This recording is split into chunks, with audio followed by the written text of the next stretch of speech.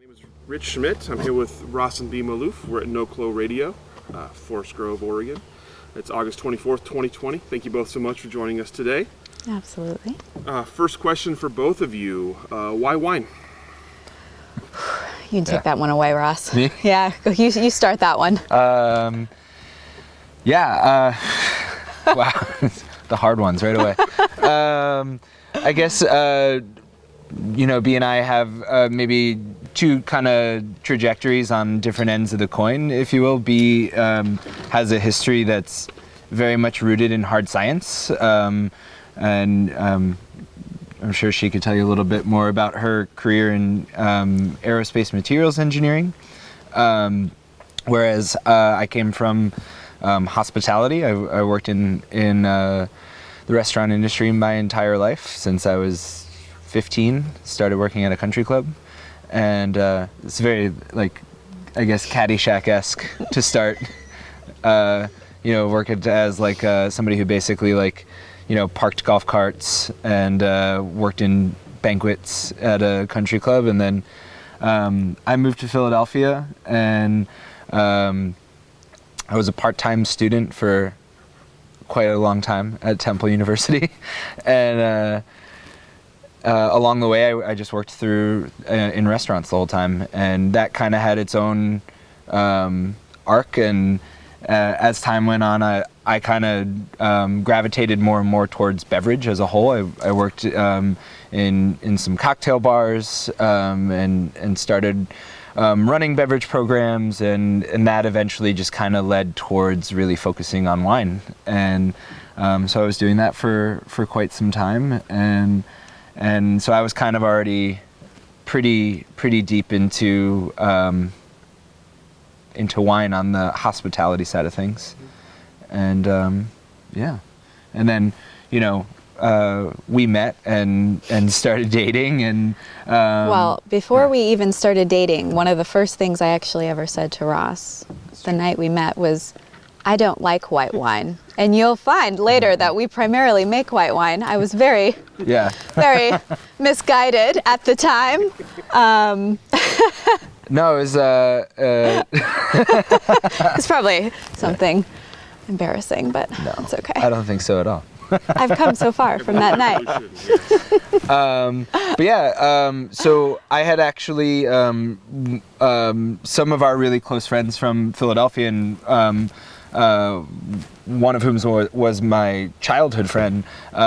They had moved across the country out to Portland. They moved in maybe 2013, and we had been, itching to come visit them, and so in 2014 came out just to nothing to do with wine, just to come and see friends in Portland. And I had reached out to one of the distributors that I was working closely with as a buyer in Philadelphia and said, hey, going to Portland, are there any, producers kind of in your umbrella that, would be open to having a visit, getting something more intimate than, rolling around to tasting rooms. And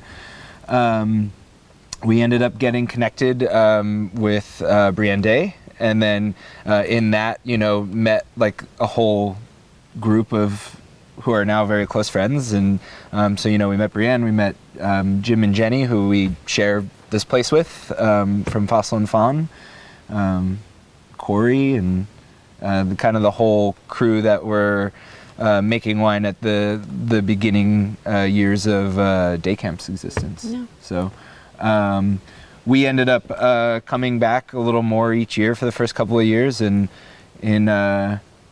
lived in a tent behind the winery. And which sounds a lot more romantic than it is after a couple days. Yeah. But yeah, we were kind of just we were still paying rent back in Philadelphia. B she was working full time for Boeing at the time, and yeah. So I guess my trajectory was very different getting into wine than Ross. Sure. Obviously, he kind of had the hospitality side and the beverage side of things. So like I said, when I first met him at the restaurant that he was managing, I foolishly told him I did not like white wine, and That's true. he not so foolishly decided that he was going to change my mind. I don't even remember what you brought me. It was an orange wine. Anyways, it was pretty delicious. awesome. Actually, that's how we met. Was B came into this is probably like maybe taboo to talk about. It's like a fireable offense. B came in with her dad and stepmom to dine at the restaurant that I was managing, and we all kind of hit it off. And her stepmom ended up initiating, in short. She takes full credit. Us getting together. Yeah. But yeah, so I think that night I started opening up and being like, okay, these are some really quality wines, and I really enjoy them. And then as Ross and my relationship grew, he was in the process of studying for his SOM exam, and he would have me test, blind taste with him, and he just really started telling me about all of the history and the backgrounds and different AOCs and what goes into this style of wine and what goes into this style of wine. And the scientist in me was just like, oh wow, like this is way cool. And so I started reading more about it, and obviously expanding my palate to be way less focused on Cabernet and Merlot, It's very embarrassing, this whole part of I don't my think so. But yeah, so Ross had come out here the first time and worked, just kind of helped around for 2 weeks, one harvest at day camp, and I remember picking him up from the airport and just listening to how he was explaining everything. I was like, okay, this is going to be a thing in our lives now, so I should probably do the only reasonable thing and save up all of my vacation and go out with him the next year. So I took 6 weeks of vacation the next year, and that was when we came and lived in a tent the whole time and explored Oregon. And that's, I fell in love not just with wine, but with Oregon. I mean, obviously it's so beautiful here. I love the East Coast, but there's just the pace of life here, just being able to get into nature, being so close to the shore or the mountains or, the hiking. It was just something that really, I think, called to both of us. We live here now, so they call it the coast, not the shore. Okay. We're not in Jersey anymore. Like I said. Oh, okay, strike that. Totally gave yourself away. I We'll know. go to the coast. Shucks. Coast.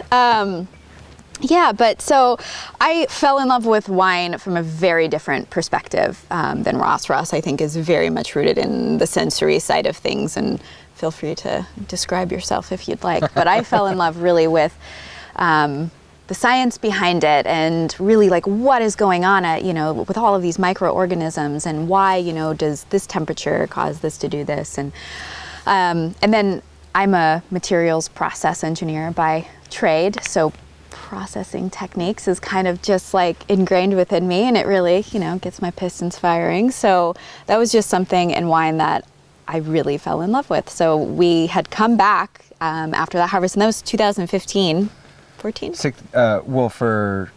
Together? Yeah. So 16. 16. So 16 we did, was when you came out for 6 weeks. Yeah. We were in the tent, basically until like Thanksgiving. Yeah. And then, I mean, I had been there since like the summer. So, and Ross then came out longer. we ended up, while we were here in 16, we, I think, made the decision, like, let's lean in and find a way and make a move. Yeah. And so we went back to Philadelphia that winter and pretty much just tied up loose ends and packed up our stuff. Sold most of our stuff. Yeah. And then, we eloped also at that true. time, Yeah. just to really make it official. We actually eloped in the living room of the distributor who first connected Ross That's with true. Brienne Day. So it's this Yeah. beautiful circle. And the mayor of Philadelphia at the time married us. He married us. And then Which is a whole promptly- different story. And then after hanging out and being amazing, he had to rush out to debate Rick Santorum on CNN, and we true. were just like, how did It was a this perfect happen? day. It was great. It was wonderful. It was so amazing. But yeah, so I put in my notice at my job, and Ross quit his position. He had quit actually right before coming out. Yeah. And so we just packed our 2 duffel bags, our 2 dogs, a cooler, and we set off. We had no timeline. Yeah. We had no place to live once we got here. We had a new car though, we did. which was nice because Well- the options leading up to our move were pretty laughable. We had 2 cars. B drove a Honda Civic Coupe. so probably not ideal for 2 humans and 2 dogs to drive across the country. And I had a 1995 Ford Bronco. He had the O.J. Simpson car. Yes, and Tell me it was white. and It was. It was. It Yeah. was the car. It was the car, yeah. And so on one hand we were like, way too cramped, and on the other hand we were like, is this truck gonna make it? It would And not. also gas. So we ended up selling both of our cars and got a little Honda HR-V, and then we set out and drove through the South, and we took our sweet time. We were on the road for a Over while. a month.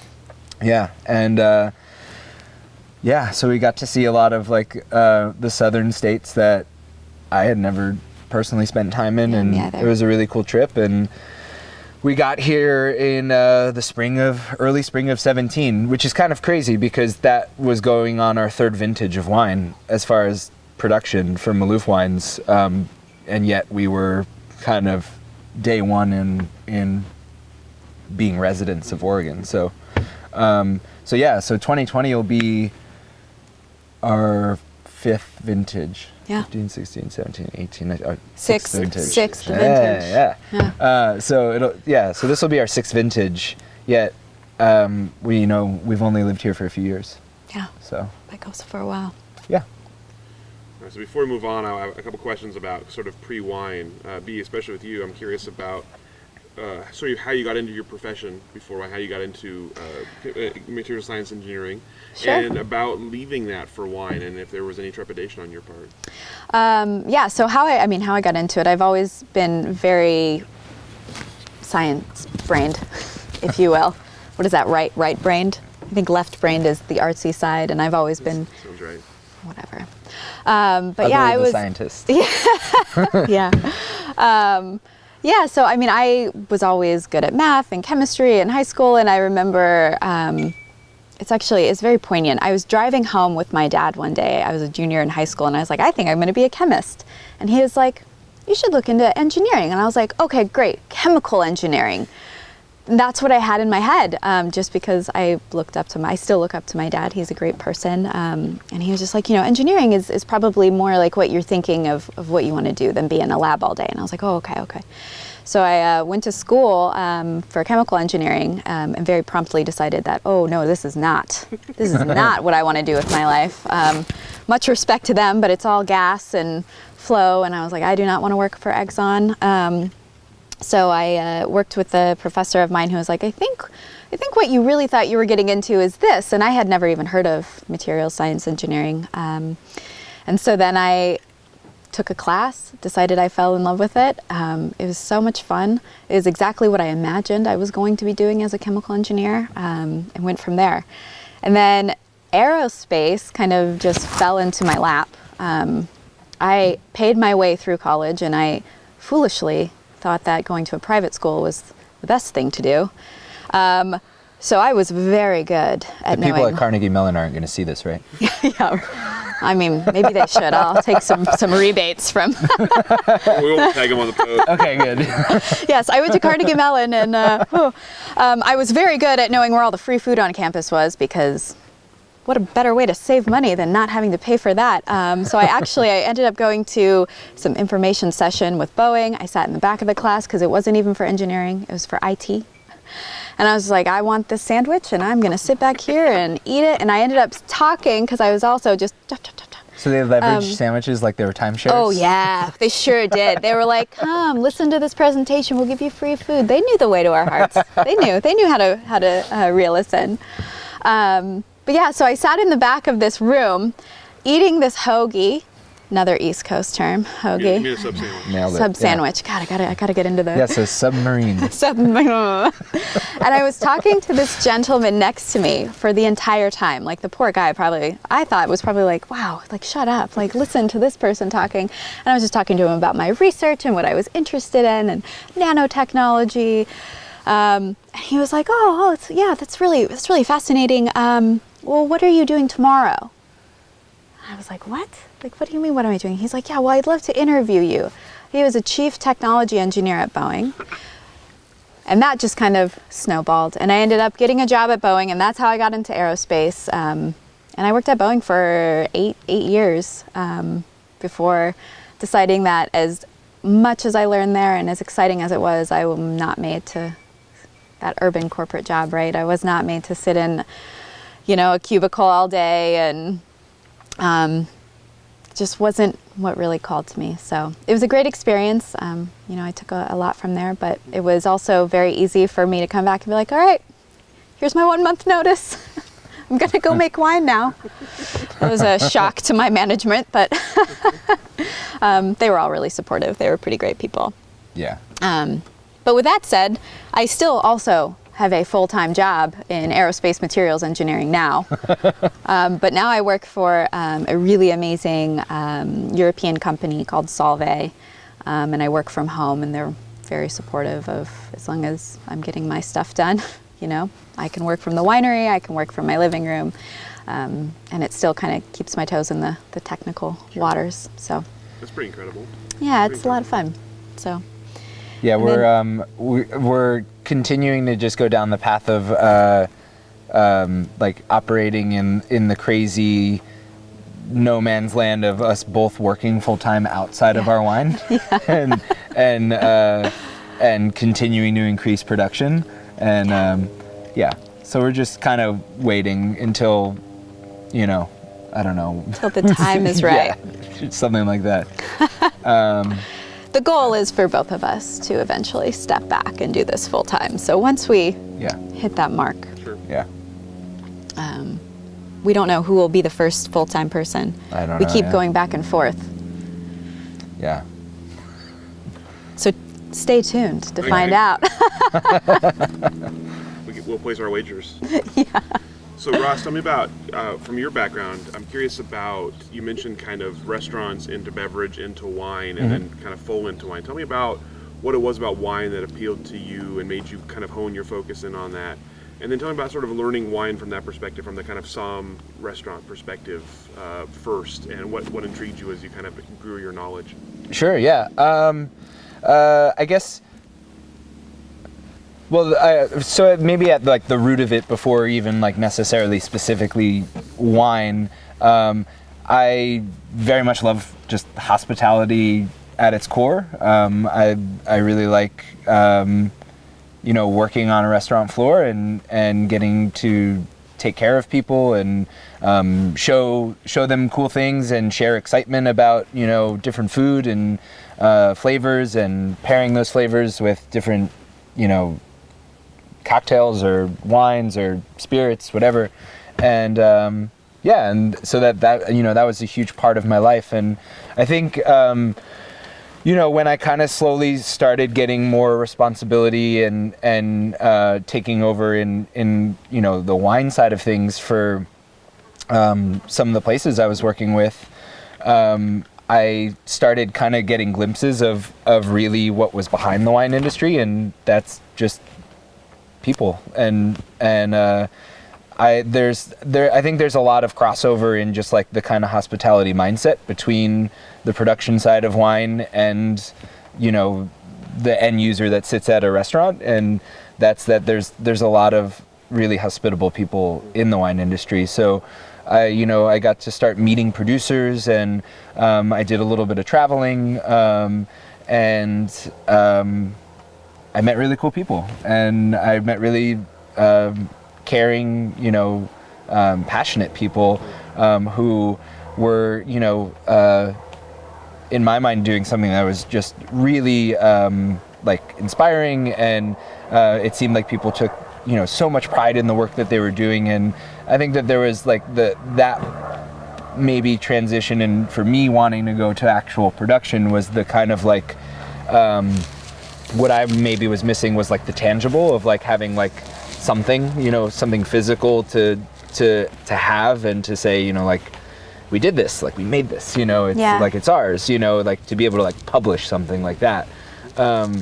whereas that's not necessarily something you get just from, I shouldn't say the word just, but that's not something that you necessarily get from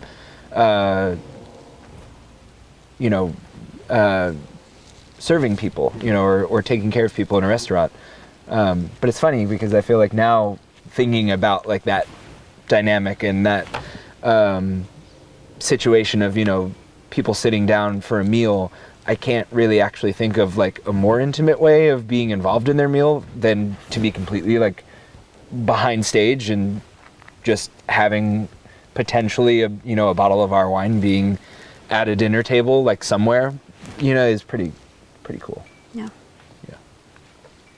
So as you kind of came to kind of see production as something you wanted to do, tell me about learning the process and going from kind of a somm knowledge to a winery knowledge. Yeah.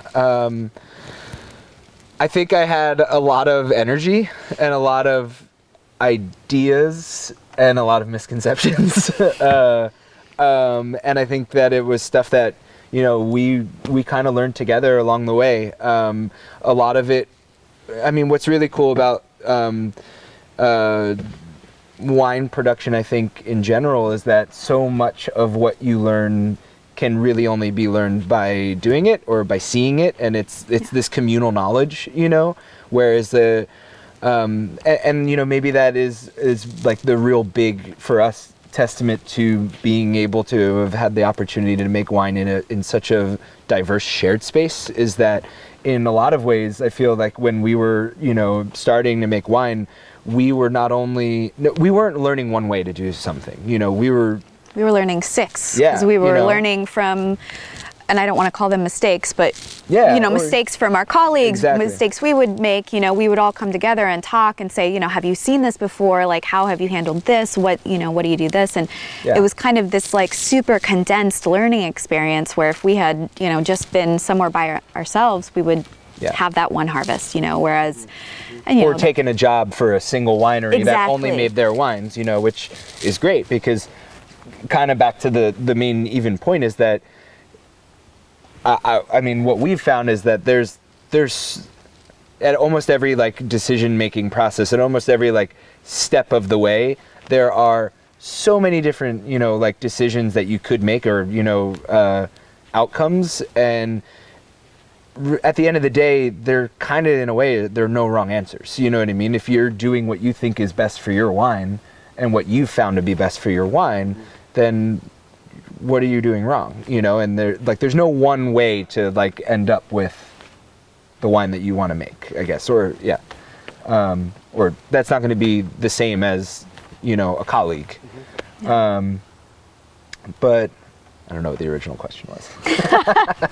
It's interesting though, because I hear you explaining this and I can see that this is absolutely your side of the winery. There's no wrong way to necessarily get to your final product as long as you're doing what you think is best.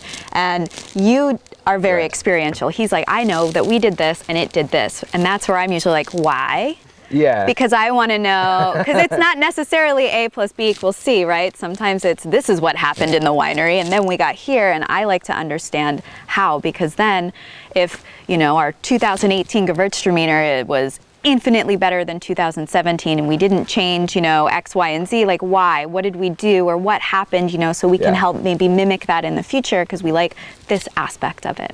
I'm borderline like superstitious. Yeah, Ross believes in magic. The last time I did this, I circled the barrel 3 times. So I'm going to do that. And we'll wear the same shirt. We had Alice Cooper playing on the radio and... recreate the whole scene. I'm sorry though, what was your last question? Because I've definitely missed answering specifically what basically it was. Just about learning production, just about, like you said, we're talking about going from like kind of a Psalms knowledge to like a winery knowledge. I was just sort of curious about the experience and about how you went about learning how to make wine. Gotcha, yeah. And I think actually a lot of it does cross into B's realm too. We actually, on like the kind of textbook side of things, we did some like internet sleuthing and we had like I think we just found some like PDFs of like syllabi from UC Yeah. Davis programs. Oh, yeah. And so we would just like, because you can't get onto like actual like program websites and whatever, but like professors would put up like their syllabi on somewhere, and you like find this PDF, and then you go Great. just scroll to the bottom, and there's a reading list on it, and you're like, great. So get those textbooks, and Yeah. so we bought a bunch of winemaking textbooks and did a lot of kind of hard hitting the books like that, and in a way When try to we're- rebuild yeah. outside of yeah. harvest, when we're not actually Yeah. in the midst of doing, Yeah. we've really been supplementing, kind Yeah. of teaching ourselves, as much as we can. For sure, yeah. And I think a lot of it, in a lot of ways, I think that leading up to the transition into production, knowing that personally that I had wanted to eventually get to production, not really knowing how soon it would be, I think that shaped a lot of the ways that I was talking to producers. When they'd come to the restaurant and and show their wines, or if I got to go on a producer trip and to a region and talk to people, I think a lot of the dialogue from my end was kind of more pointed towards decision making and production, and why people were doing things the way they were doing them, rather than just focusing kind of on like the end result, which Yeah. I think a lot of like you had mentioned the kind of the court the court of Somme kind of thing, where it's a lot of focus on picking apart wine from the end results and working backwards. Yeah. The journey is more important than You mentioned obviously working at day camp and some of the advantages to being there. I'm curious about it as a first space for you. Were there extra challenges as well as advantages, and what were you pleased that was the first place you chose to make wine? I mean, it was certainly the place for us to start. So a co-op like that, like we said, we learned a lot faster than we would have otherwise, because we had all of these colleagues around us. We moved out here with nothing and no safety net, so it's not like we could go and say, okay, we're going to take in 70 tons of grapes this year and make Yeah. wine. We had to start small, and when you're doing that, you might not have the means to go buy a 2-ton Europress. So how do you kind of balance that, let's get started, and how can we grow without necessarily having this huge backing behind you to just go and build a winery? And people do that different ways. There are certainly I know people who will start in their basement and use a basket press, and that's amazing. Yeah. But that just wasn't our path. So I think that allowed us to start small. We had a plan that was like, we were going to do this, and somehow we did this with the amount of wine that we made every single year. It was this like exponential increase, but that's okay. It's brought us here. But yeah, so I mean, definitely, I don't know how we would have done it else, sure. Otherwise. As far as challenges go, I mean, I think there's inherent challenges to, harvest, it's the harvest season itself is high stress. Yeah, it's a stressful time, and it's a lot of work, really condensed into a very short period of time. And to take that and then put 7 layers of people doing the exact same things at the exact same time. I mean, yeah, it's a lot. So there's, I think, any challenges that you kind of mentioned are inherent to like the downside of making wine in a place where 7 other people are making wine is that everybody needs to do the same thing at the same time. Yeah. So it's going to be a lot of long days for sure. Yeah. And I think that, in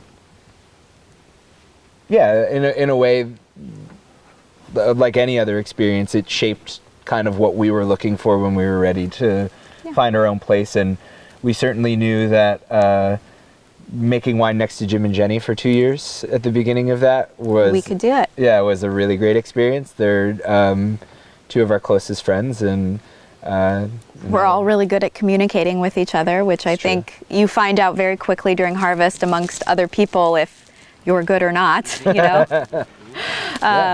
yeah, Yeah. So it was, We do all of our traveling with Jim and Jenny. we do. As far as we don't necessarily like advertise ourselves as like a package deal to distributors, but we like having the same distributors in different states, so that when we do visits, we can just, here come the four of us. Yeah. Yeah. Yeah. You mentioned that you had started the label before coming out here full time. I'm curious, with the actual kind of logistics of starting a label, tell me about sort of initial plans, obviously naming, labeling, finding grapes, deciding what you wanted to make and how you wanted to make it. Tell me about kind of the initial process for what Maloof Wines was going to be. That's a good question. Well, first and foremost, I think we wanted to make wine that we liked in general. And I mentioned earlier whites, but we primarily make white wine. We like high acid white wine, and that's what we were like, all right, let's do that. And that way, if we're not successful, we'll have a lifetime supply of libations in our basement, which we can, I think part of it, sorry, No, go for it.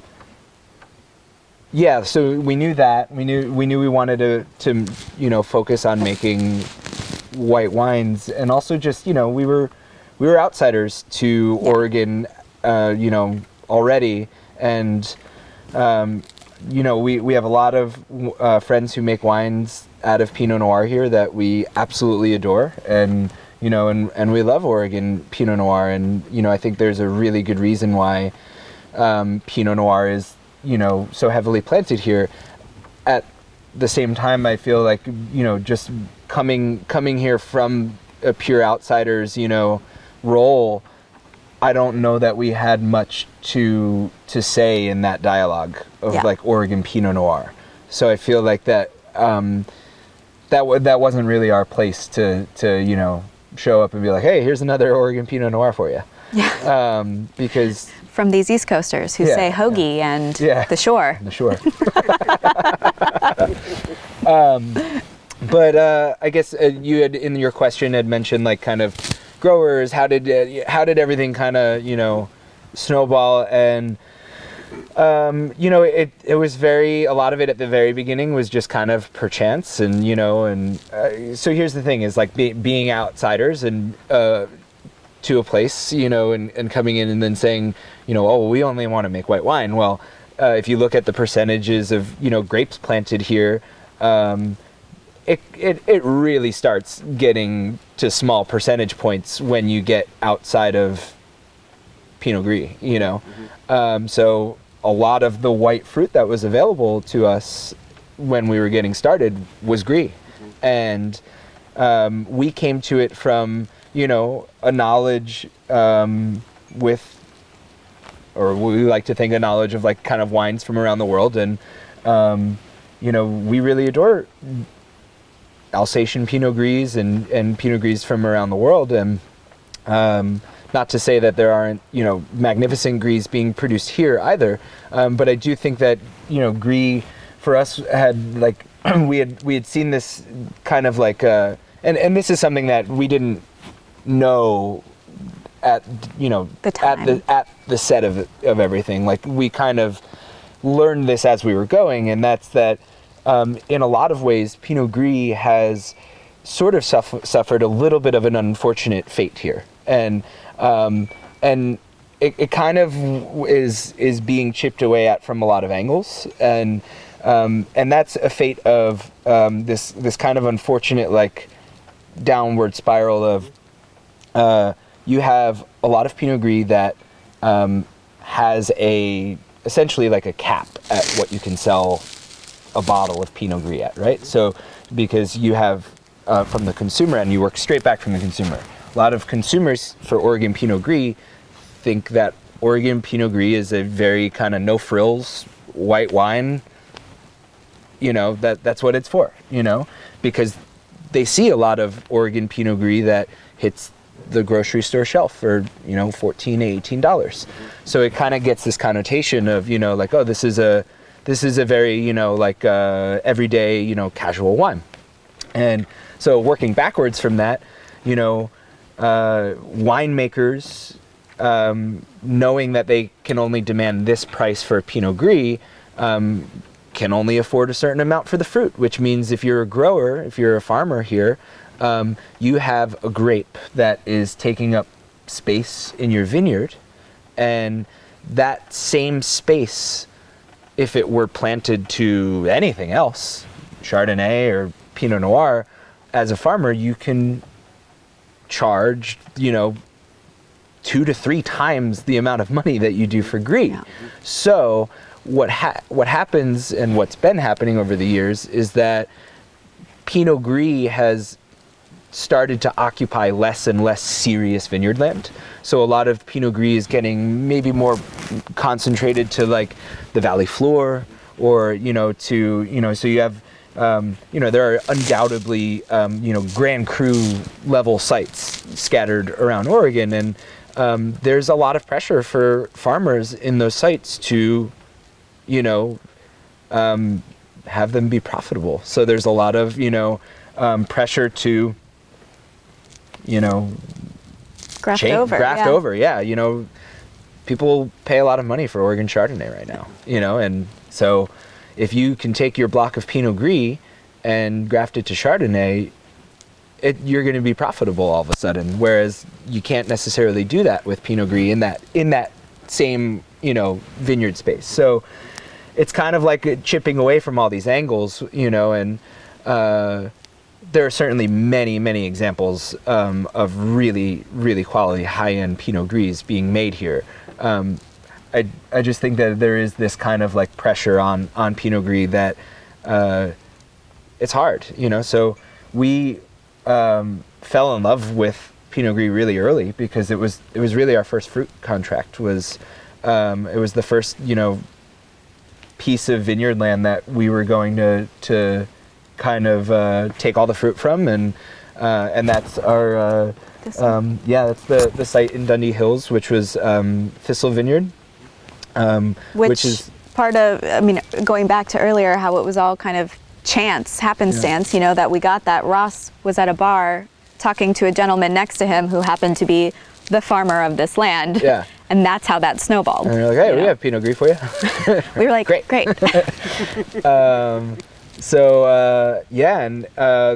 site now is under Cody Wright's ownership from Purple Hands, and it is their now estate vineyard site for their new brand Haken Lanai. But B and I are continuing to take all of the Pinot Gris from the 2 blocks of Pinot Gris that are on the site. So I think that in a way it just kind of snowballed into this, we do focus on white wine production, and we do a lot of single vineyard designations of white varieties. But there's also this like kind of focus on showing what different sites have to say through Pinot Gris. Yeah. And so we actually do, this year it'll be 5. Oh my gosh, yeah. So in 2019 we did 4 single vineyard Pinot Gris, and now this year it'll be 5. Yeah. Yeah. So I also should say that a lot of the kind of rambling I just did was very much shaped by a colleague and somebody who, it's kind of even weird to say the word colleague because it's somebody that we really admire and endlessly look up to. Hero. Jason Lett from the Irie Vineyards. We've had a lot of these conversations about Pinot Gris specifically with him, and we're given the opportunity this past year to work with the Pinot Gris from the original vines planted by David Lett at the Irie Vineyards. So sometime next year we will be releasing a small amount of Pinot Gris and are effectively the first winery other than the Irie Vineyards to produce Pinot Gris from those grapes. Talk about anxiety inducing. Yeah. The whole time, Jason's like, how's it going? And we're like, it's going to be great. It's going to be great. Don't worry. Like, Don't even look at it. You're like, just like we sing it to sleep every night. It's being well pampered. So I mean, and that's insane. I mean, David Lett, I'm sure I don't have to, recant the story for you. Have you heard of David You heard of Lett? this? Once or twice. You heard of this guy? Once or twice. But I mean, he took graftings, he took plant material from, the UC Davis nursery program, and brought them up to Oregon, and that was the first Pinot Gris, and that was actually the first commercially planted Pinot Gris in the United States. Was the Irie Vineyards doing that, and that's that block in that vineyard. So Yeah. it's pretty insane. No pressure. Yeah. You got this. None whatsoever. Yeah. So that immediately puts you guys in an interesting space commercially. So tell me about commercial viability of single vineyard Pinot Gris in Oregon, when you've just told us all the sort of the reasons it doesn't work. Well, so aside, up until the Irie Gris, which will be in a class of its own, we've tried to make it still a marketable product in terms of price, right? We haven't wanted to go too high because we do want to get it introduced into the market, and we do want to start, whetting people's appetite for really quality Pinot Gris that don't necessarily take, a back seat to Pinot Noirs. So we also just have really great distributors. I'm trying to think of how, I don't know, I feel like we got really lucky for a lot of it. Yeah, a lot. I think a lot of it is, well, not a lot. I think that a good point to make is kind of in the conversations we had with Jason, he made these really good points of like, because the conversation started with us literally just being afraid we were going to start losing our, the sites that we had made relationships with, like we produce all of the Pinot Gris from Temperance Hill Vineyard, which is a remarkably incredible site that is farmed by Dye, crisp, and we have a few sites like that where we feel the pressure of it could be grafted to something else, and Jason kind of started a line of questioning that said, well, what do you sell that Temperance Hill Pinot Gris for? Maybe like $22, $23 retail, which is not inexpensive wine by any means. And he said something to the effect of like, well, maybe it should be 45. We're like, come on, And he's like, and he said, no, seriously. He said, something is worth what you tell people it's worth, and until you have that to say, until you do that, why are they going to pay more? He said something like, you have to grab people by the lapels and tell them this is worth it. And he made the point that that's really how Oregon found itself where it is now with Chardonnay. A lot of people didn't know what to do with Chardonnay here for a long time. Ripped it out. Yeah, it was planted over. Yeah. And now going to the other side of the canoe, running back and forth. Yeah, exactly. A lot of the Chardonnay that was planted here originally was grafted over in the 90s to Pinot Gris. So he, said lean in, and maybe, we started doing things, making partnerships with farmers to even slowly increase the price we're paying for Pinot Gris to take away pressure from them in grafting it, and we're ratcheting the effective price of the wines, and hopefully there's that's something not a soon ceiling. I don't know. Yeah, and I think that's really important to us in general, is taking care of the farmers as well. So obviously we want to showcase Pinot Gris from specific sites and show the nuances that it can show. I mean, Pinot Noir is renowned for being able to show nuances in sight, right? And Pinot Gris is this super close relation to Pinot Noir. It's a slight genetic mutation, right? So why wouldn't you be able to do that with Pinot Gris? And that's our view on it. But again, going back to the market of it and how you're able to charge $4,000 a ton for Pinot Noir and maybe $1,800 for Pinot Gris, when the farmer's doing the same amount of work, why wouldn't they graft over? Yeah. And we understand that completely. And we like to form very close relationships with our farmers, so that way we have long-term, access to fruit, and they're getting, taken care of how they need to be taken care of. So we've been working with them like, hey, if you need to ratchet up price, let's do it. Over the next 3 years, let's go from here to here. And that's fine. We will support that if you keep the fruit, and we've had really good luck, I think, with people have been very open to doing that. And I think it's been, I think it's strengthened a lot of our relationships, actually, because we've been the one coming to the table and be like, we'll pay you more. You didn't even ask, we'll pay you more. We get it. We understand. Yeah.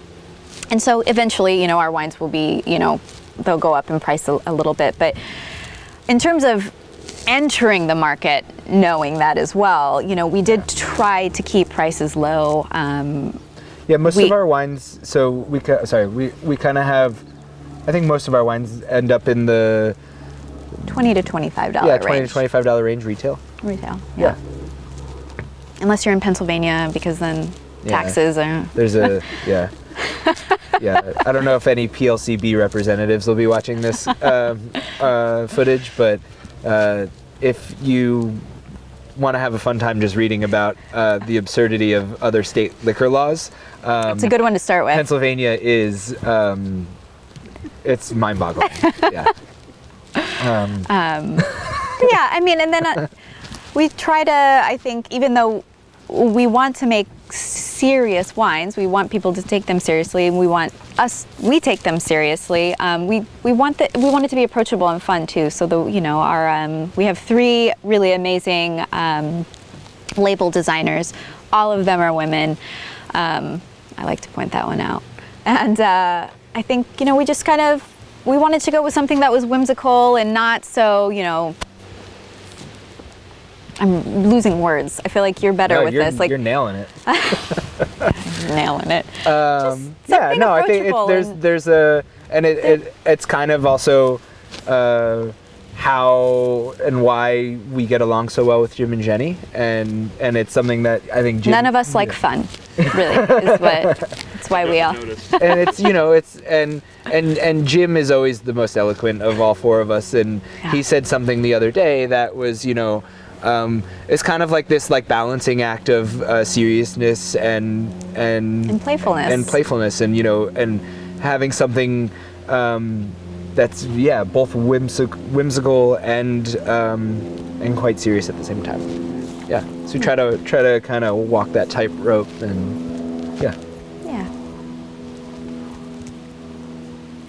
So you've talked about this a little bit, but in terms of sort of showcasing Pinot Gris, I'm curious about your sort of winemaking philosophy and business philosophy, and kind of how they're intertwined when it comes to showcasing Pinot Gris, when it comes to kind of balancing that playfulness with seriousness and finding your market. So tell me about sort of philosophies behind the brand and how they have manifested themselves so far as you've sort of built your brand.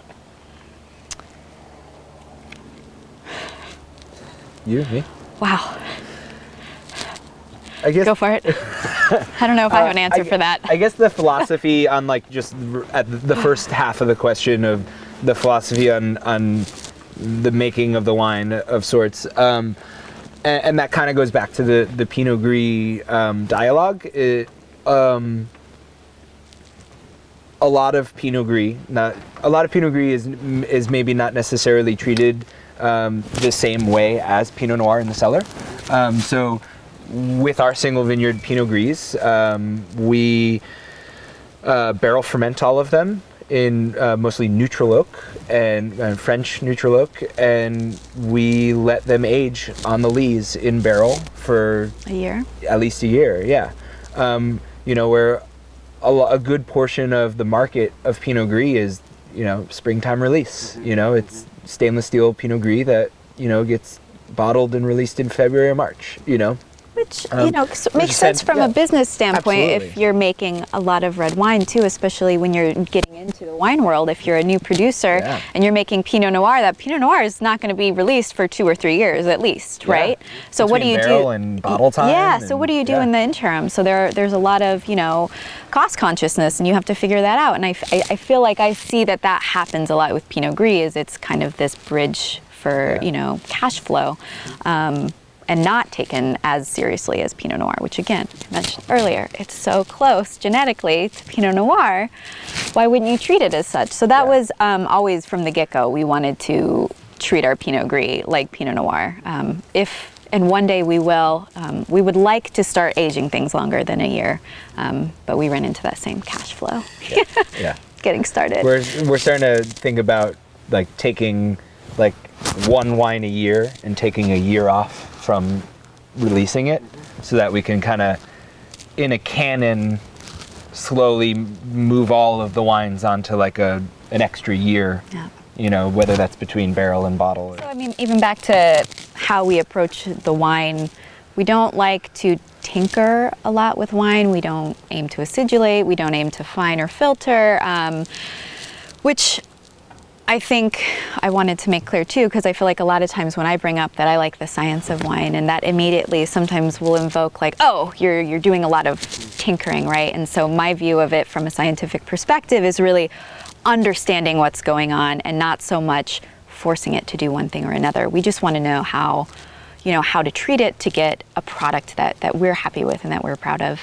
And so we don't do a lot. I mean, we try and let it do its thing, right? We're just like parents, here you go. You might have to learn by falling a few times off your tricycle, but go for it. Yeah, so all of the wines are ambiently fermented with native yeasts, and most of the whites are barrel fermented. We do a lot of extended maceration with white wine specifically, so orange wine, if you will. We do make some skin contact whites and make a little bit of sparkling wine, and we do make one red wine. One. It's actually, though, it does have 35% white grapes co-fermented into it, but it's kind of like a Rhone-esque style wine. It's a Syrah blend from Applegate Valley. Nice. Yeah. And then I guess the other part of the question was kind of like, how does that enter the market for us? I think that maybe it's, again, back to being outsiders, and making wine for, up until, this year in a shared, cellar. We have not put a lot of eggs in the direct to consumer basket at all. We didn't have a tasting room. I don't think either of us necessarily had any ambitions of opening a tasting room. We kind of wanted to, we already have other jobs too. So, and those are like having another hospitality space that's a full-time job, and if it's not a full-time job for you, it's a full-time job for an employee of yours. And I don't think are at a place where we don't want to be the ones representing our wines at the moment, and frankly, I don't know if we ever don't want to be in that situation. So the distribution model kind of has provided the ability for us to really focus on us being the ones making the wines and then supporting our distributors however we can. So, we sell our wines. And I mean, that goes back to marketing too. I think something that you might lose with having, I don't want to say that this is always the case, but if you're not the face of your product, right, we're not just selling, this is a bottle of wine, but this is all that we've put into it. And this is like us, like this is us in a bottle. And we really, I think it's important that, at least for us, it's important for us to sell ourselves as well as, the wine that we're producing. And you'll lose that, the further away you get from it. So that's something that I don't think we ever want to For sure, yeah. A lot of our wines, for the most part, so we're distributed in 9 states, and pretty big concentration on the East Coast too. And our wines, for the most part, land in restaurants and a little bit in specialty retailers where we're lucky in that our wines are given the opportunity to usually have like a steward of sorts, to advocate for the wines and for us. Yeah. So we in our kind of business, we focus on those relationships. So, every year we travel a little bit, and we visit New York and spend time with the people who are representing our wines in the market, and visit the buyers who are buying the wines from our distributor, and we try to do that and kind of work the market, if you will. Yeah. I'm curious about, you mentioned sort of us in a bottle, the idea that you're selling yourself, you're selling this work that you've done, this creation, the tangible creation like you talked about earlier that you've made. Does that make it easier or harder to deal with the kind of the actual point of sale, the actual like rejection or acceptance of your wine? Is it hard when someone says, this isn't very good, or is it better when someone says, this is amazing? I mean, it's definitely better when someone says this is amazing. I kind of got no argument there. like the other way too. But also, I don't think I've never gotten negative feedback that is really like struck a huge chord with me, because I mean there's plenty of wines I know that are out there that are phenomenal wines that I don't like. Yeah. It's a matter of taste, and so why would I get upset if Rick Bradley from Ohio doesn't like. So well, we did receive our first actual hate mail. Like, we got it's gonna be framed in a written letter soon. signed in postmarked from a guy in Ohio that told us, I think long story short, the end of the letter was, if this is the best you could do, for the love of God, please stop. And I don't know, maybe I don't want to piss off too many Oregonians in this interview, but part of me, maybe it's because we're East Coasters, like I really appreciate the directness, because something that I definitely had to get used to in moving here is how polite people are, and at the expense of honesty. I'd almost rather I would rather somebody tell me that they don't like a specific wine so that I could learn what they do and don't like, rather than tasting all the wines and saying, yeah, it's good. Yeah. You're like, okay. So you said about the last four, so yeah. But I mean, no, I think that it's it kind of goes back to like the idea of like publishing. You know what I mean? Like it's a really cool experience, I think, to have something and to release it. And because once you just like like a writer or something, once something's published, it's no longer yours. It's not, it's whoever holds it. It's also probably good to get negative feedback, because then your product's out there, and it's not just our moms saying, this is great. Yes. My friends loved it at Bunko the other night. Yeah. Can you send us some more? So, yeah. Yeah. I don't actually know what Bunko is, but my mom definitely plays, but I don't know. I hope it's not inappropriate. Not inappropriate. Okay, good. I think it's like boggle. It's not strip poker. But Okay, great. I don't know what my mom's into. She lives way far away from me, so to each their own.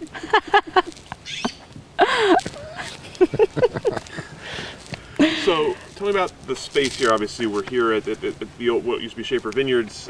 You've just moved in. You mentioned Jim and Jenny, friends of yours. So tell me about how this came about, and sort of the decision to move here, and what this does for you going forward. Sure. So we finally, like I said earlier, the way that we were increasing production, we finally got to a tonnage point where it started not to make sense to bring in more fruit based off of the rent we were paying. Because at that point, there's just so much going into someone else's pocket when it could be going into a mortgage or a lease on our own building. So we finally made it to that point, and I think we started looking around. But so we made it to that point, and we started looking at land. And I mean, we weren't even necessarily just looking at wineries. We were looking at buying a plot of land and looking at what it would be to just do some pre-engineered building. And we had been looking for probably a year or so before Ross saw. Was it? So Michael Alberti from the Oregonian wrote an article about kind of the state of this vineyard and winery, and that Harvey Schaefer passed away in 2010, 2011, and it was shortly thereafter sold. to a father and son duo who moved up here from California to, kind of do it all. And long story short, they continue to live here on the land and are focusing on overseeing the farming and just kind of being up here. And they kind of moved away from the wine production side of things. Again, so too many jobs. It's a lot. So they were looking for a tenant essentially, and so we saw that and reached out and just kind of started a conversation, and we saw the place and really fell in love and really knew we wanted it, and worked hard to make it work. So we effectively and then we immediately called Jim and Jenny and said, okay, are you guys ready to move too? Because we've found it.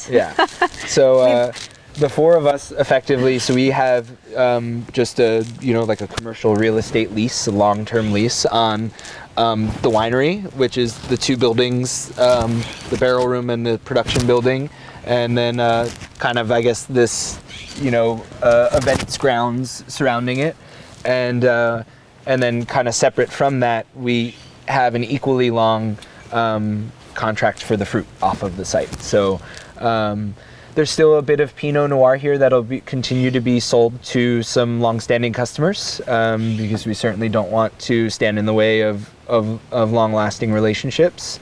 But there's also some really, really cool old plantings of Pinot Gris, Riesling, the Gewürztraminer, Müller-Thurgau, Chardonnay. Yeah. There's some cool stuff here. Yeah, it's really special. It is special. But yeah, so this space is originally, was originally Schaefer Vineyard Cellars, which was planted in the early 70s. It's got a lot of history. So you guys and Jim and Jenny have like a fight for who gets which grapes? You just have like a battle royale? Yes, there was a decathlon. Yeah. No, and actually it pieced together pretty well. Jim and Jenny are working with a lot of the Pinot, which is great. They produce Pinot Noir, and the white fruit we sort of kind of pretty evenly split, with maybe us getting a little bit out ahead on the Pinot Gris front, with Pinot Gris being our thing. But it's worked out pretty well. So we'll all be making wines from this site, and which has affectionately been termed Clos Radio. Yeah. Mm-hmm. Which is a fun thing in itself. So naming things is hard. Naming things is very hard. Hence we put our last name on the bottle. Yeah, exactly. For our naming scheme. When we sat down to name our winery, we did not come up with very flattering names. Nope. No, but it was important to us to find something that wasn't necessarily indicative of this place just being a vineyard or just being a winery or being more attached to B&I's wines than Jim and Jenny's. This is our place. This is our home together, the four of us, and we want it to be kind of its own entity where both of our brands exist within. And we threw so many names around, and we had kept coming back to the word clos, which is an old French term for, usually designates it like a physically walled vineyard, like stone-walled vineyard, which of course there are no walls here. So, and it's kind of just like a whimsical, nonsensical, as Jim again described, answer to that, which is that there are no walls here, so no clos, and it's the radio aspect is, so there's a long-standing punchline joke, which is called No Soap Radio, and so it's kind of a portmanteau of that, so it's play off of that, and it's No Clos Radio. But we are thinking about making one of us taking up becoming an amateur radio broadcaster. Get on the ham radio. That way we can broadcast like something from up here. We're gonna have grape races. Yeah. Yeah. We'll have we can have like early morning talk shows over our coffee. It's B and Jenny in the morning. Yeah, exactly. Yeah, it was like it makes me think it was like Mitch Hedberg when he's like, I did an interview for XM radio, and they were like, you could swear on XM radio, and he's like, yeah, no shit, no one could hear it. You could swear in the woods too. Nice. So with the space here, what does this change about sort of your immediate production, future production? What future plans? What does this change? What does this allow you to do that you couldn't before? I think. We're exponentially growing again, or at least that was the plan. I mean, again. fruit set might be a little light this year. We're starting to see, but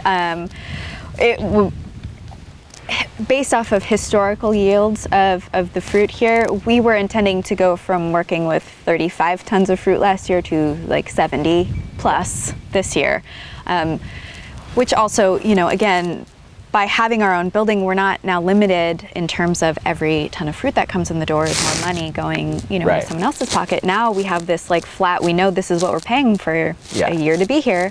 We can bring in as much fruit as we want, and that's really going to, I think, help economically keep our prices reasonable. And so I think like to point that out, or to to further point out that most of the time when you're a like a tenant at a shared space, your rent is based off of how much fruit you bring in the door. Yeah, like based off of weight. So. And whereas this unlocks so many ideas for us because now we have a flat, fixed cost. Right. So it's certainly helping us increase in production very quickly and with less impact than it would have had on our pocketbooks otherwise. Yeah. And in terms of like economies of scale over the years, I mean, we did, if you want to do like the... Oh yeah, we did like 1 ton. Well, let's do like cases. Oh.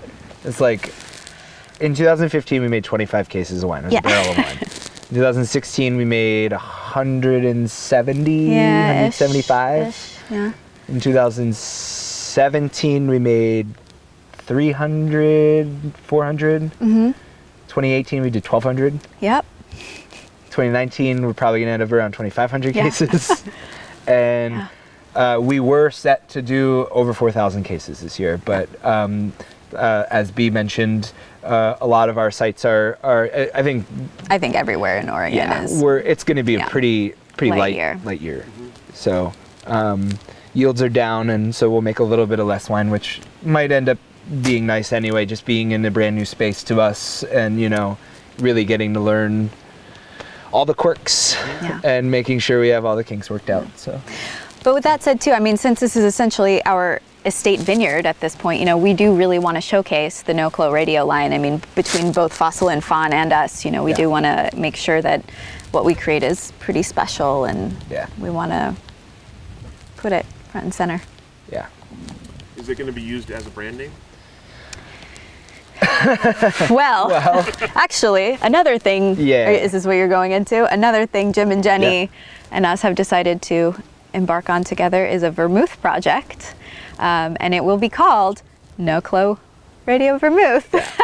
And it's actually all made from, well, the first iteration of it will have a little bit of distillate that came from another one of our sites that the four of us work with. But after, we'll slowly move into having the vermouth be entirely from this estate. But we're actually already into the 3rd year of this project. Yeah. So we've sent a little bit of the wine out, or a little bit of wine from each of us over the past 2 years to our friends over at Stone Barns Brandy Works, and had them distill into brandy for us. And we're getting ready to actually use that to fortify wine this winter and aromatize it and make some Blanc vermouth. We definitely hope it tastes like No Soap Radio. It won't be soapy. But other than the Vermouth project, I mean, we'll just be using the name No As Clos a Radio vineyard, as like yeah. the vineyard designate, or Designation.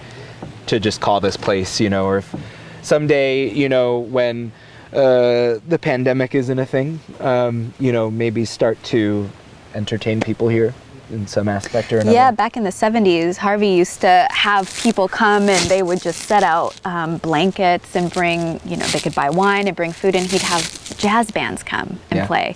So Bringing those back. we're really into that idea. Yeah. So Jazz- maybe jazz and next pizza year, nights? yeah, 2021. yeah. All of our wines Yeah. should be drank with pizza. So I don't know if You we've like said that yet. You could like put like our Our you know, mantra? or you could put like our website. Buy tickets now. Yeah. 2021. Reserve your seats. Yes, exactly. MaloofWines.com. Post-pandemic fun. Yes. Wouldn't that be something? I like that though. Wine, all your wine should be had with pizza. Oh yeah. Our mantra is eat pizza, suck glass. We're big pizza nerds. Yes. Big. We're real big pizza Big nerds. pizza nerds. Really, we think every meal should be pizza. I think that's. Yeah, pretty much. Yeah. You brought up obviously Pizza. pizza. Yes. I'm so distracted now. I can't even get to the next question. I'm like thinking about Yes, go on. I'm assuming there's pizza right here somewhere for me when I'm done. There is a goal to build an outdoor pizza, like a stone Oven, pizza yeah. oven. Yeah. One day, maybe 2021. Yeah. You talk about the future for the space, though, in terms of entertaining. So the idea down the road is to have this as a space, as a tasting room space, gathering space, perhaps. Maybe, yeah. I think we'll always only be tasting by appointment only, because like we said, we won't. Our intent is not to hire, you know, somebody to work the room, and we don't have the ability to do that right now. And that's what we've done for the past, you know, 5 or 6 years. Yeah. Is we'll do tastings. We just do them by appointment, so we won't have set hours. But yeah, we would like to start doing things. Have like at least maybe once a month during the summers. Whether it's jazz and pizza night, or you know, we have a lot of friends in the industry who we would love to come and cook up here and just let people sit around and hang out in the grounds and buy some wine and more like scattered events. Yeah. You know, rather than just we're open, you know, from like 10 to 5. Ross also really loves planning weddings, so if anyone needs a wedding planner. I've done a lot of weddings over the years. You think I'm joking? That's a very random skill to have. Yeah. That's the, you know, working in restaurants, the whole thing. Yeah. So Yeah. it'd be a lovely place to get married. For the low price of.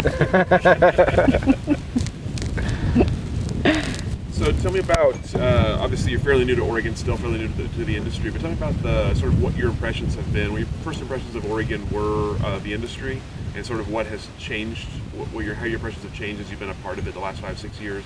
What does Oregon look like now, Oregon wine look like now, compared to when you started? I don't know if I'm a good person to answer that, because it was really my first forte into the production side of things, and I think it's hard to answer I mean, in general in that, especially us being bi-coastal for the first essentially 3 years of it. I mean, the time we spent here, our heads were down. You know, Yeah. we were in one place for the most part. Having said that, you know, I think maybe first moving, you know, it's like intimidating to show up to an industry that's very personality driven, and you know, and it was maybe intimidating at first, but it was very quickly disarming to actually, I think, meet, you know, who'd, you know, become our colleagues, you know, other people making wine here. Very, very early on, people were so nice, and almost anyone you meet making wine here will go out of their way to share information, or you know, loan you a piece of equipment because yours broke for a day, you know. And it's such a community that is really special. I think something I find very interesting too is just how young the wine industry really is here in Oregon. I mean, there's maybe a few generations of, not even, maybe can't 2 even say generations good, of winemakers, right? Hardly 2. Hardly. We're still in that second one. So you have I don't want to say you don't have all of this experience, but unlike, you know, being in France or Italy where it's way back and this is how we do things, you know, I feel like we're still in this what works best here, what grapes grow best here. And obviously we're dealing with climate change, and there's so much that I feel like everybody is still learning. And you have these more experienced winemakers, and you have these new bozos coming in from the East Coast who are like, great, this is what we're going to do now. But everyone is, just like Ross said, everyone is so open to having conversations and expressing their views, regardless of whether they're the same as yours. Like, it's been very enlightening just to be able to have conversations with people who aren't super close to the vest, or who don't poo-poo you because you are new to the area, or you don't have a family history of making wine. And I think that's been really just compelling to me with Totally. the industry here. Yeah, it really is. Just, it's in terms of wine regions, like Oregon's in its infancy. Yeah. Like we're talking about 40 years, maybe. There's not a lot of ego yet. Yeah, right? of winemaking here, and you could go back even less than that, and count the amount of wineries in the state, on your hands, So we've talked about the pandemic a couple of times today. Obviously, we're talking to you in August 2020. We're still dealing with the effects of COVID-19, kind of an uncertain present and future right now. So I'm sort of curious about how that's affected your wine life so far, and how maybe it's affected your view of the future for yourselves or for the industry in general. Yeah. I will say I don't know if we've just been lucky, or, the consumption of wine, I'm sure, has gone way up, because what more fun is there when you're sitting around at your house? But we've had 2 releases this year so far, and we've sold out within the first couple of weeks, that we sent stuff. So we've not really been hit. Now, with that said, we make a laughable amount of wine in general, in the grand scheme of things. So maybe that's why we're lucky. I think maybe also where wine land, where our wines land price-wise, and the fact that we are heavily reliant on distributors in other states, where they can, they're mostly turning and selling to, well, in this climate, wine shops or, retailers, whereas, because we don't have a tasting room, because we're not necessarily so dependent on just selling wine directly to consumers, there's a little bit of a buffer for us with those 2 things. With that said, and I don't know I don't know too many people who we're personal friends with who have been super affected by it in a negative way. But for wine specifically, I'm just in terms of sales, but yeah. I think it's maybe my day job, if you will. So I work for a small wine distributor here in Oregon, and like a lot of other wine distributors, we essentially had to be light on our feet, and just the types of wines that are selling in this climate are different, So, and again, I think our wines just kind of land in a sweet spot of price point that are still able to be sold right now. For instance, for me as a distributor, looking through the distributor lens, at the time of the pandemic, I had a warehouse full of, specialty wines ranging from $25 to $40 wholesale. You know what I mean? What we sell to, wine shops for.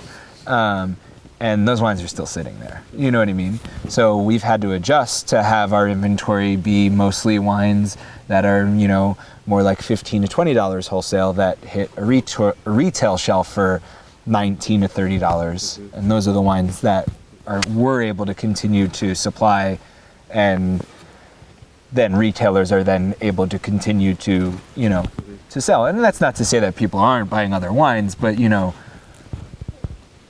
not to the extent that they were, before the pandemic, especially with, restaurants being closed. That's where a lot of specialty wine ends up. And but having wines that land in, around $22, I think allows us to continue to move wine around. Yeah. kind of unfortunate that it does seem it's going to be a light yield year as well, because I feel like a lot of workers in the industry, the restaurant industry, are now out of work. And I know there's been a flood of help in terms of harvest help. I mean, we've been contacted way more this year than in previous years for people looking, to come and help during harvest. And I think a lot of people are finding that, a lot of people, because wine's got to get made, the grapes are ready when the grapes are ready. So that's been interesting to see how that's affected that. So as you look ahead for yourselves, what do you see the next 5-10 years of for your life, for your brand, and for kind of coming out of the pandemic with your brand? I haven't thought about that. We're trying to get to the end of 2020. Yeah. Yeah. Just thinking about what Pete's toppings you're going to order tonight.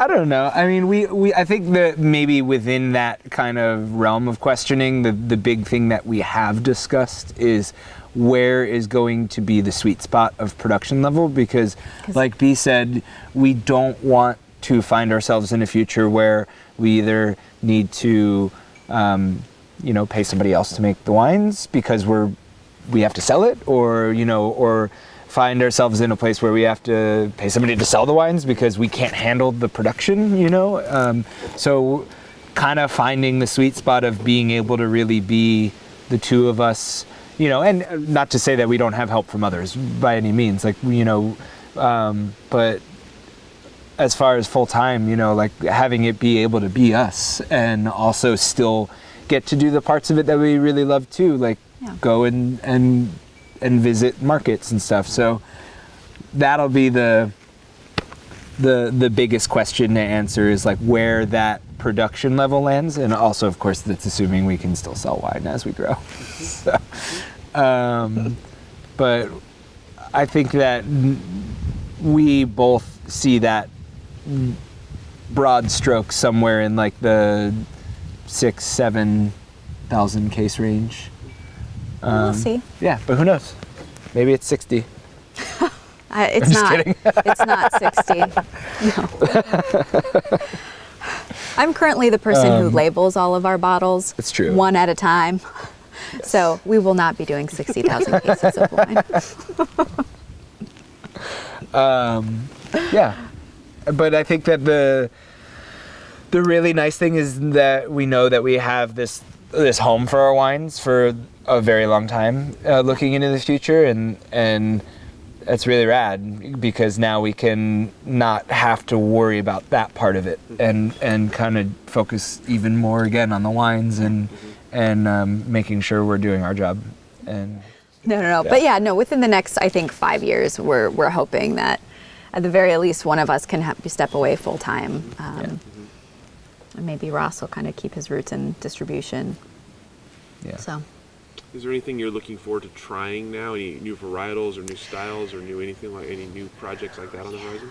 We have Vermouth. Yeah, the Vermouth is a big one. None of us have made Vermouth before, so it's been a really fun learning experience talking to as many people as we can about it, because Vermouth is actually funny because it's very close to the chest. People will not tell you their recipes. Even friends of ours specifically for recipes. True, but the process is IP, right? That you need an NDA if you want them to talk to you about. Yeah. So it's been fun, us all reading about it and trying to figure out what herbs and spices we want to use, and that's been just kind of a cool learning experience. Yeah. But we also have, in terms of varietal, I would say we have some Aligoté coming online in a couple years that we're super stoked about. Yeah, we partnered with our one of the vineyard that we work with in the Chehalem Mountain Range, Diane Namarnik from Namarniki Vineyards, planted a block for us that's Aligoté and a little bit of Chardonnay, and then we also planted a block of Riesling there, which we are our only single, as of now, our only single vineyard designation of Riesling is from her site, from an existing block, and we're adding a second block so we can more. make more. Yeah. But otherwise, I think we're kind of, especially with moving into this space and making a few more wines from this site, we're pretty flushed out as far as like growing the like the individual amount of wines. Yeah, we don't want to grow horizontally. I think we just want to start bulking up what we do make. Exactly, and we're lucky, I think, in that maybe we're doing this without even realizing it. But we do have a number of wines that are blends and that are not necessarily exactly the same every year, but are just kind of like stylistically, like it's the spirit of that wine. So Ross walks around the barrels 3 times every and then every second Tuesday. So those are the wines that we can, as we grow, we can grow those individual cuvées to just be higher production, and they're also kind of like our more entry-level pricing wines, and then the single vineyard designations hopefully will just kind of maybe be more like rarities that people want to get their hands on. The coveted wines. Yes. I know you mentioned kind of not having a large awareness of the industry around you just because of kind of circumstances as you've gotten into it, but I'm curious what you see as you look ahead for Oregon wine. If there's something you see on the horizon or in the future for Oregon wine in a good or bad way, as you look ahead for the industry. I would say in something that's just concerning, and we touched upon it, is kind of again this what's popular at the moment, right? Everything's being planted over to Pinot Noir and Chardonnay, and it's an amazing location, the Willamette Valley, for growing things like Riesling and Gewürztraminer that I don't know of any Gewürztraminer coming out of California or anything, for example. I'm sure there is somewhere, but just in terms of climate, those grapes are so well suited for this, and it would be such a shame if we continue to just edge those out. So that's, I think, my concern. I think the I don't know, the kind of hopeful answer to like that, to that notion is also that there are a lot of people that are doing really cool things and are experiment or like I don't think the sense of like pioneering or like or the sense of wonderment and trying things out and taking risks, I don't think that that's lost on the Oregon wine industry. I mean, I think that a lot of its early roots are very much that spirit, and yes, a lot of eggs have been put into the Pinot Noir basket here, but I think that there are a lot of people that are excited for what else Oregon can grow, for sure. Absolutely. So if someone were to come to you and mention they were interested in getting into the Oregon wine industry, what would your words of wisdom to them be? Don't do it. Nice. Right on. Like we're on the same. Love it. I don't know that we could say that we had words of wisdom. I mean, like we could sit here and say everything that we said to you about our personal experience, but I certainly don't think that that's any like necessarily like recipe for getting into wine production. And I think that, like B said, like a lot of ours was happenstance, and a lot of it was well, it was happenstance, but it was also, I mean, we made the decision to take the plunge, right? I mean, we quit our jobs, we came out here, we were all in. It wasn't, and not to say that you couldn't make it work if you just had one toe in the water and the rest of your body out, but if you want to do it, the way that you're going to create these happenstances is just, dive in head first. Totally. That's what we did. It was scary as all hell, but it's been so much fun, and we've learned. So you learn a lot quicker when you're, trial by fire, and just. And that's like maybe, that's like maybe even more of just like a extrapolation to just life of just like if you're not happy doing what you're doing, just rip the Band-Aid off and do something else. You know what I mean? Like that's not specific to wine for sure. Yeah. Certainly. What did your families think about your wine adventure?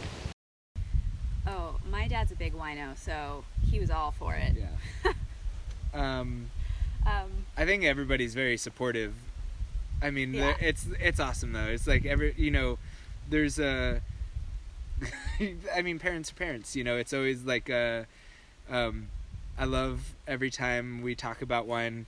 Getting like how to sell wine advice from family members. Yeah. Or the Yeah. have you tried this wine yet? My Yeah. dad and his wife are wonderful. But they what did they ask us the other day? Have you tried this blue wine? It's blue, and we're blue. like, Yeah, it's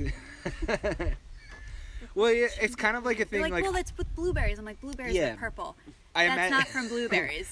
I imagine it to be a lot like like the I don't know, like being like a nurse or something, where like somebody like you like introduce yourself and you're like, I'm a nurse, and somebody's like, Can you cool, get this like rag? yeah, like I got this like thing going on, like it's kind of like that. Like usually it's like in like a kind of close family or relative situation where they find out about like the wine project and they're like, oh, like Uncle Jim makes blueberry wine, and yeah, so it's family will be family. But yes, Love it. everybody's Wouldn't very trade them supportive. for the world. But yes, very Yeah. supportive. They all have great ideas for us. Yes. So when can we expect the blue wine? Ooh, yeah. Well, I heard Costco sells it, so anytime you want to swing by. Yeah. All right. One more question for you two of you. A little bit philosophical to end here. What is the role of wine in society? Ooh. I want to like be super lame and just say it like brings people together, but I feel like a lot of things do that. The role of wine in society. Or we could like really play to our audience of having like an archivist here and say that it just truly captures this place and time in a bottle. the goal. It's a time capsule. Wow. You should just throw away the tapes. Just put a bottle of our wine in there. Just a picture of wine. Yeah. No, I think it's a conversation starter too. I mean, Yeah. even wines you don't like, or it's interesting. Why don't you like them?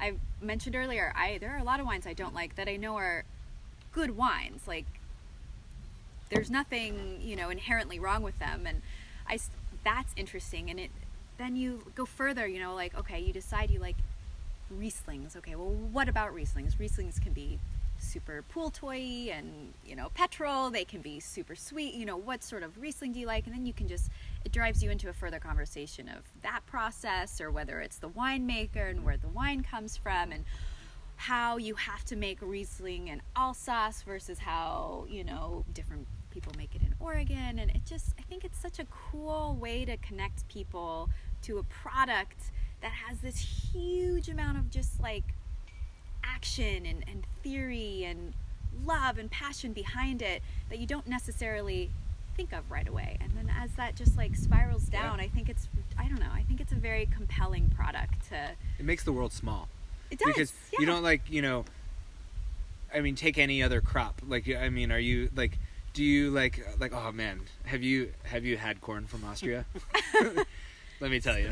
The blue? Austrian blue corn is, whew, or like, Yeah. it's like this like amazing thing that we've like found. This crop is like, transfers energy of like from a place like so well, and part of it is us, I'm sure too. But like, what was the elevation of the kale that you ate in your salad last night? Was your kale dry was that dry farmed kale? Like, I mean, Granite or like Limestone? yeah. What other crop do we like do any of that with? Like it's cool because it makes the world small, and it's relatable, and then not only is it relatable on just how widespread it's grown, but also just in the way it's physically used on a day-to-day basis to like literally break bread and sit down and have meals and so that probably didn't answer the question at all. That was a great answer. I'm gonna dry steal farmed that kale. and That's use the it. answer. Cage-free, free-range kale. It's Yes. the only kale for us. Ooh, you get like Wagyu kale, like massaged kale. Oh yeah. Kale is only fed the finest kale, I guess. Yes. We're really spiraling at the end of this. That's how I love to do it. Yeah. All the questions I have for you. Is there anything I didn't ask that I should have? Anything we didn't cover here today that we should have covered? Well, my birthday is... No, I'm just kidding. Just Like joking. going to write down notes. I don't think so. It's open microphone. I mean, if there's I anything we know. didn't get to. No, I don't know.